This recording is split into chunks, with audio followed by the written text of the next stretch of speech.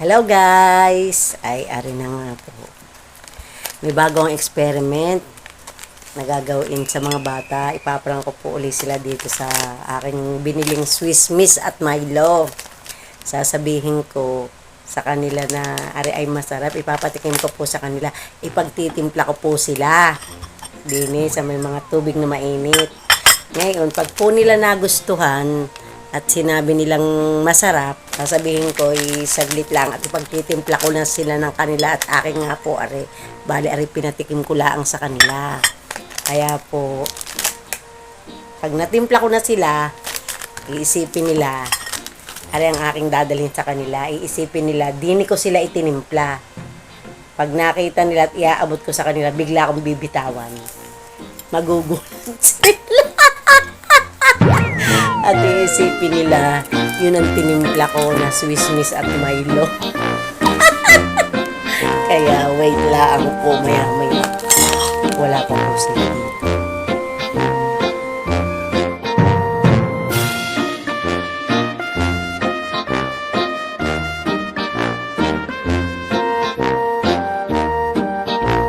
Yan.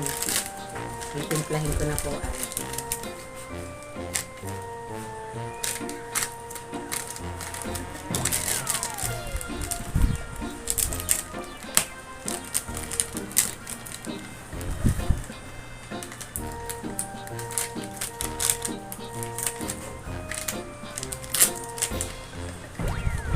Tawagan ko po si Faith. Papatikin ko sa kanya. At pagka nagustuhan niya, sabihin ko, ititimpla ko siya ng kanya.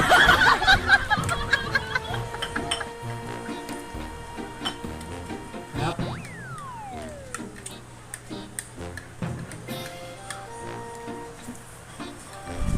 Tawagan ko po si Faith! Wait, halika. Ako'y may tinimpla. Maganda. Sarap. Ano ito? Di ka nainom ka ng Milo? Opo. Doon ka. Sinamahan ko ng Swiss Miss. Na-discover ko. Parang ang sarap. Papatikin ko muna sa'yo. Alisin ko lang po siya. Kakawin siya. Tikman mo muna. Tikman mo muna. Harapan na. Opo. Sama. Opo. Titimpa kita. Titimpa ka rin, are. Titimpa. Ang sila.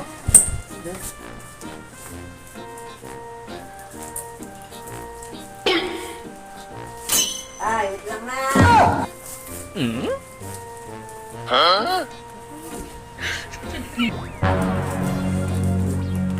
Yan o, tinimpla na kita.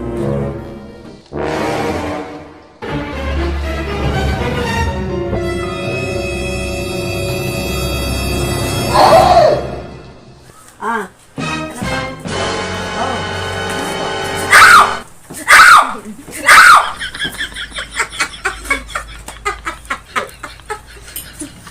Ay, tapong.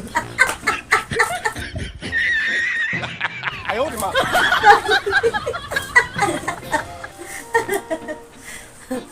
lang po, yan. Hindi naman po ang aking pagtitikim na rin aking experiment. Saglit po tapuan ko. Nasa likod po.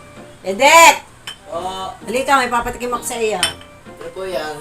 Ari, di ka dati nainom lang kayo ng Milo. Opo. Tikman mo, are. Nilahakan ko ng Swiss Miss. Tikman mo. Akin yan. Pinatitikim ko lang sa iyo. Tara pa na. Sama. Opo. Siya po dun. Titimpla kita. So,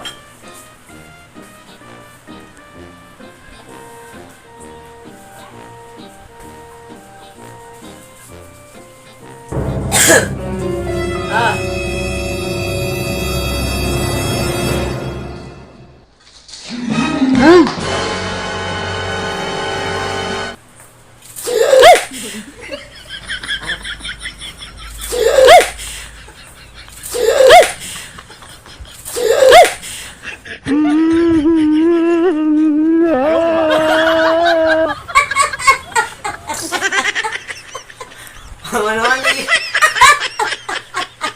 Ako yun ako sa puso eh. Dami, dami isda.